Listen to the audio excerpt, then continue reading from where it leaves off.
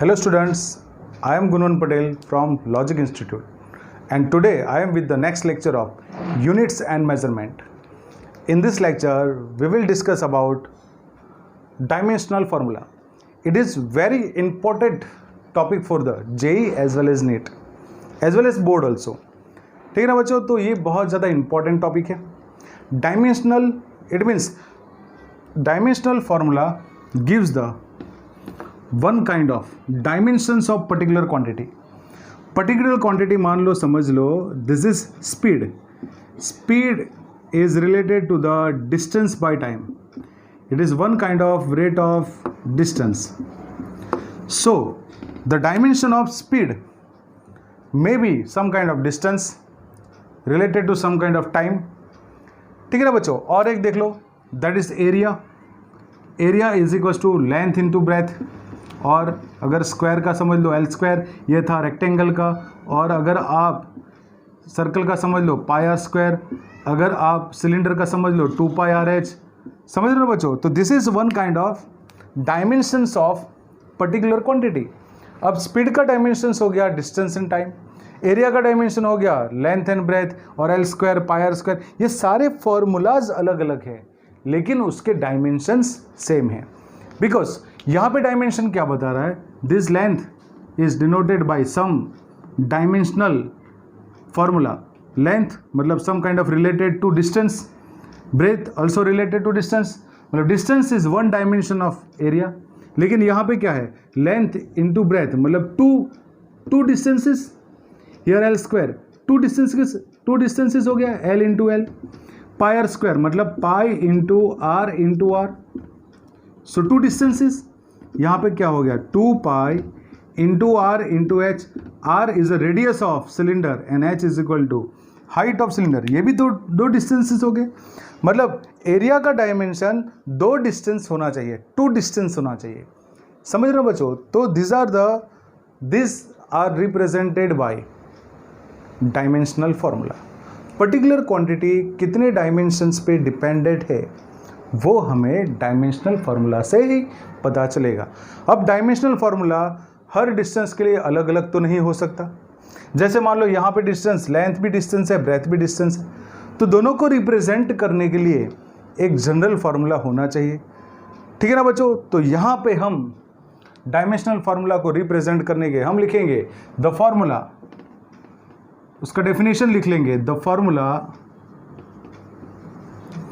Which is the formula which is used to represent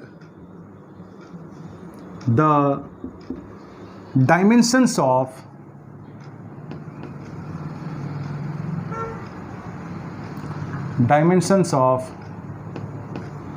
particular quantity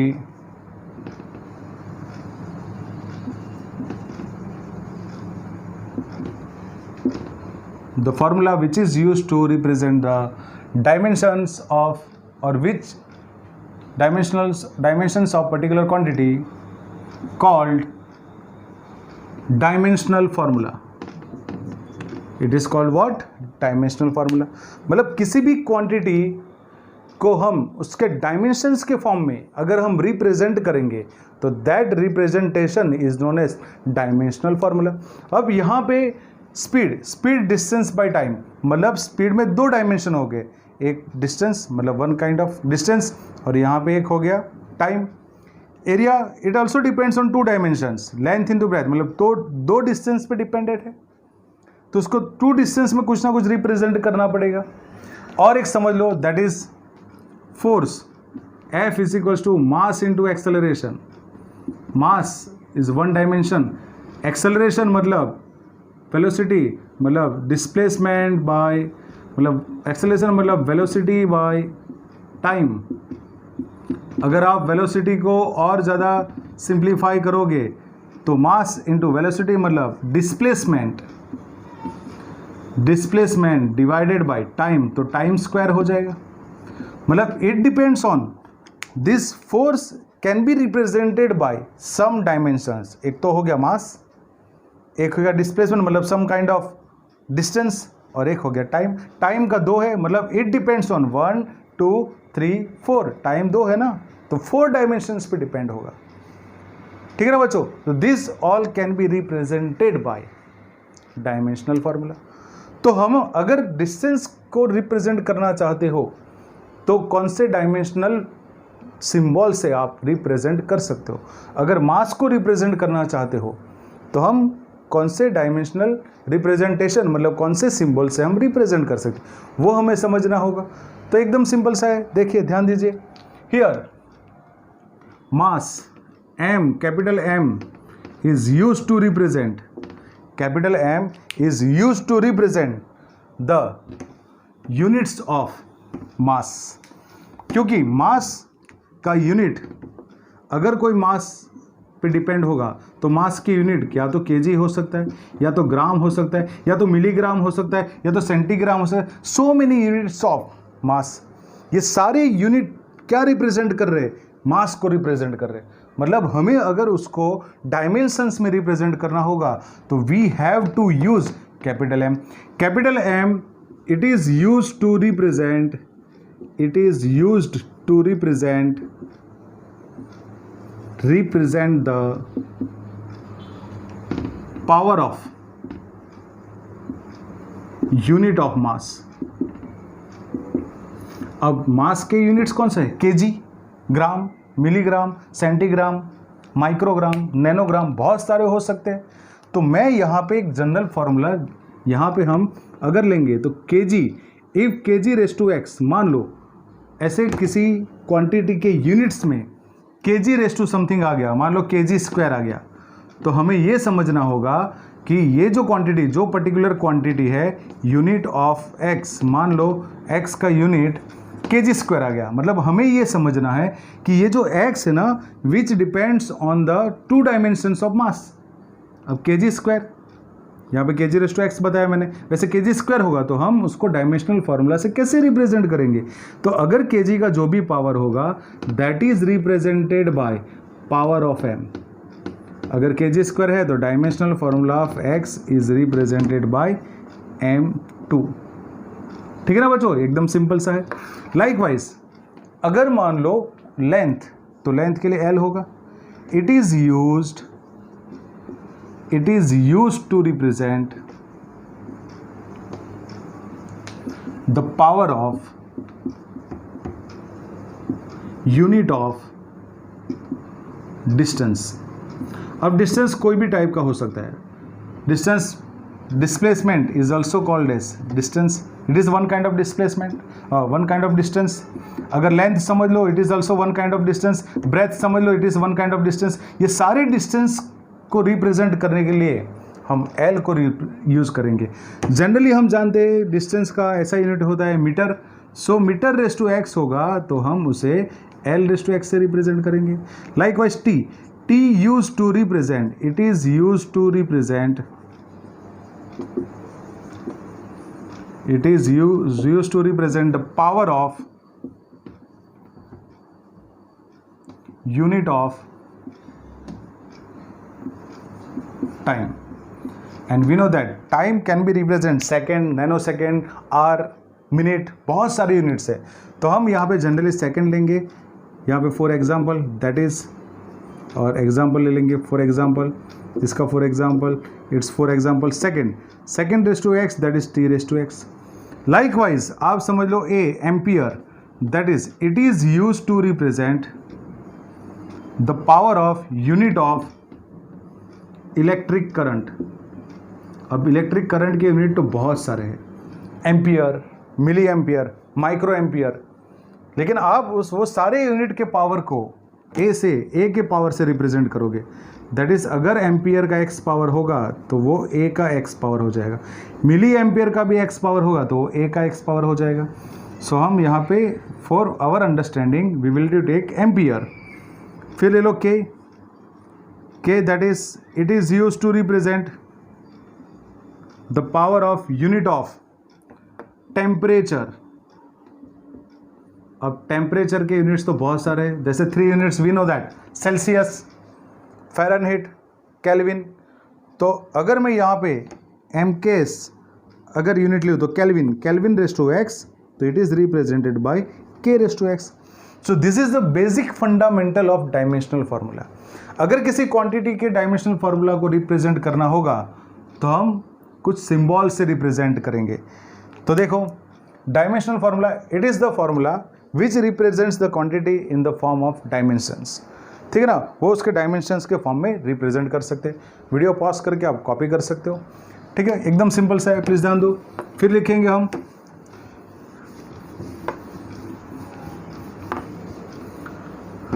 the dimensional formula for the dimensional formula the dimensional formula of any quantity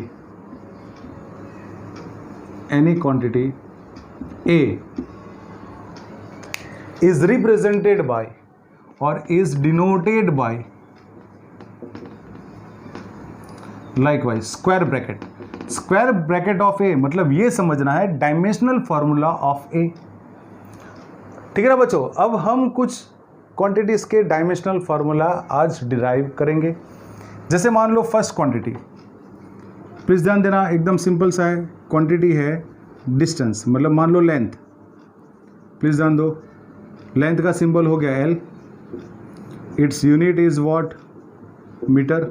और हमने ये देख लिया है अगर kg raise to x तो आप m के पावर से रिप्रेजेंट करो, मीटर रेस टू x तो L के पावर से रिप्रेजेंट करो, सेकेंड रेस टू x तो t के पावर से रिप्रेजेंट करो, एम्पियर रेस टू x तो a के पावर से रिप्रेजेंट करो, केल्विन रेस टू x तो k के पावर से रिप्रेजेंट करो। ये दोनों में तो ज़्यादा कुछ याद रखने की ज़रूरत नहीं, लेकिन इसमें याद रखना पड़ेगा। अगर ये m सेम नहीं हो जाए वो याद रखना। ये मीटर है, metre use to represent the length, that's why L raise to x। चलो ध्यान दो, यहाँ पे लेंथ का यूनिट होगा मीटर, मीटर का 1 पावर, ओनली मीटर मतलब it has 1 power. So dimensional formula of length is equals to L1। Dimensional formula of length is L1 और generally only you can write L also. दोनों में से कोई भी लिख सकते हो एज पर योर कन्वीनियंस। ठीक है ना बच्चों। सेकेंड वन, ब्रेथ समझ लो, लेंथ ले लो यहाँ पे L, अदरवाइज ब्रेथ ले लो, सबके लिए वही होने वाला है। डायमेंशनल फार्मूला ऑफ L और dimensional formula B is same. Height ले लो, वही होगा, क्योंकि both are measured in metre, दोनों का यूनिट मीटर ही होगा। तो मीटर का 1 पावर मतलब L का 1 पावर, या तो ओनली सिंपली L लिख सकते हो, लेकिन हम 1 2 3 से रिप्रेजेंट करेंगे। Third, second one is area. It's very simplest. Area का सिंबल है A, it's formula area is equals to A is equal to कोई भी एक फार्मूला ले लो, L इंटू बी। आप L स्क्वायर भी ले सकते हो, आप पाई आर स्क्वायर भी ले सकते हो, 2 पाई आर एस भी ले सकते हो, 4 पाई आर स्क्वायर भी ले सकते हो। आप कोई भी फार्मूला यूज़ कर लो, मैंने यहाँ पे L इंटू बी लिया।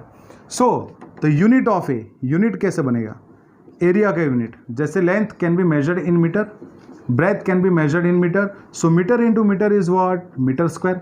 It's very simplest.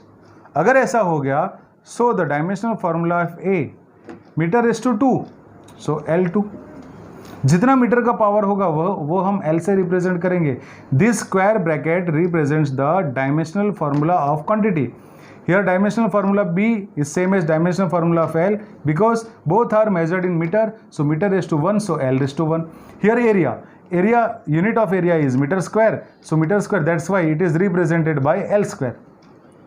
आगे देखो, नेक्स्ट इज थर्ड वन देखेंगे, बहुत सिंपल सा है, दैट इज, प्लीज ध्यान दीजिएगा सब लोग। Third one,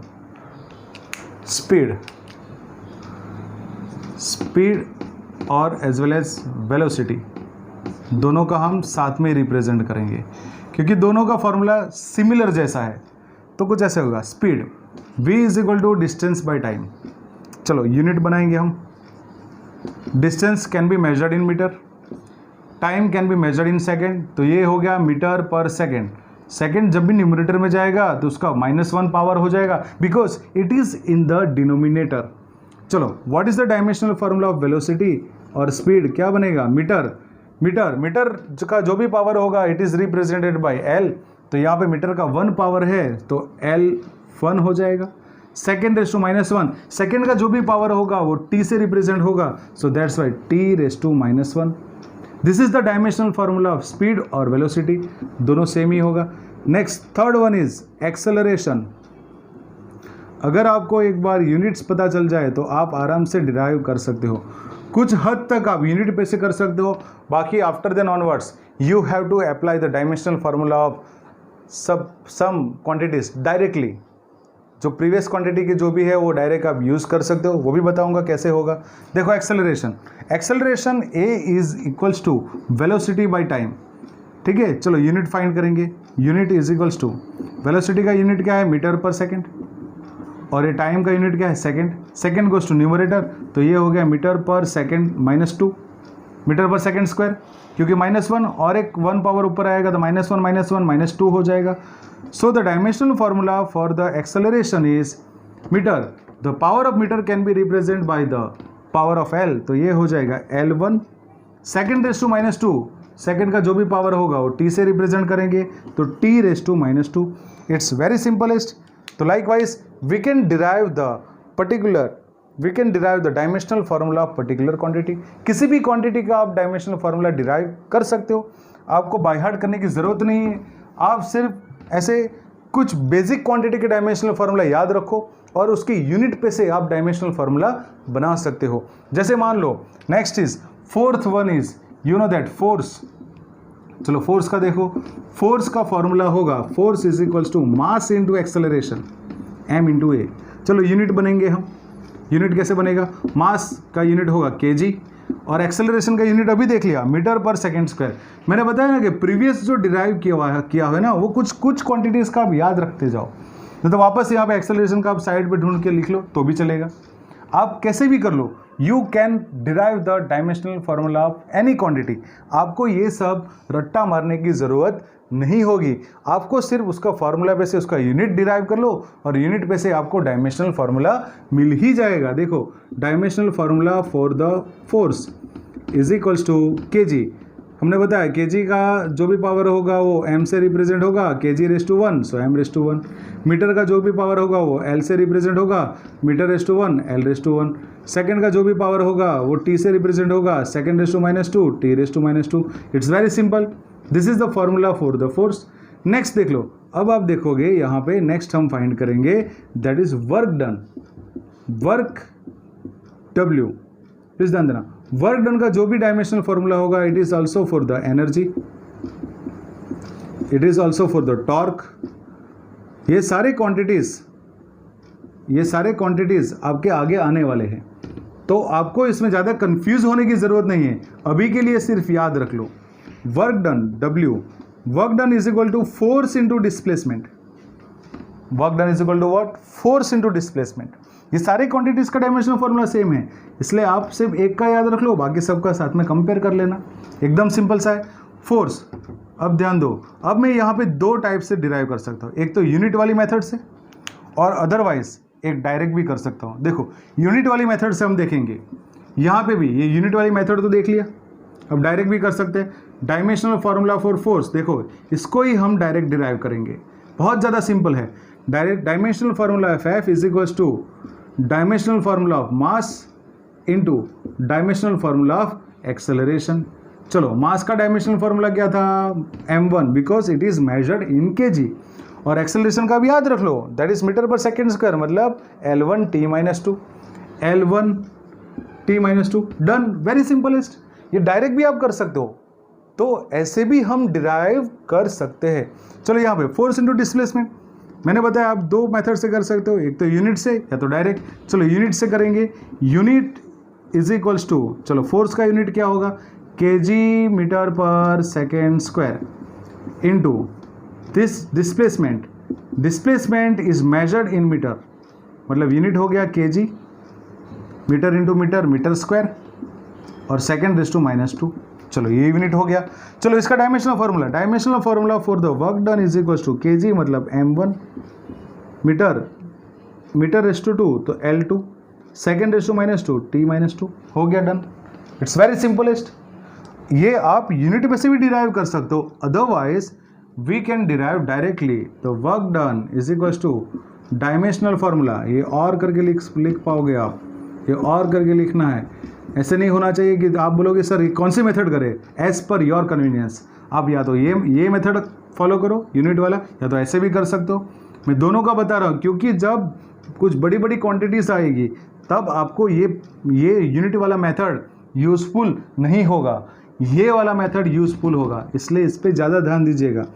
the work done F into D, so the dimensional formula force into dimensional formula of displacement. चलो फोर्स का डायमेंशनल फार्मूला याद रख लो, m1 L1 T-2, and the dimensional formula of displacement is L1 because displacement is measured in meter। तो ये हो गया m1 L2 T-2। It's very simplest, ठीक है ना बच्चों। This is the one kind of derivation of dimensional formula of any quantity.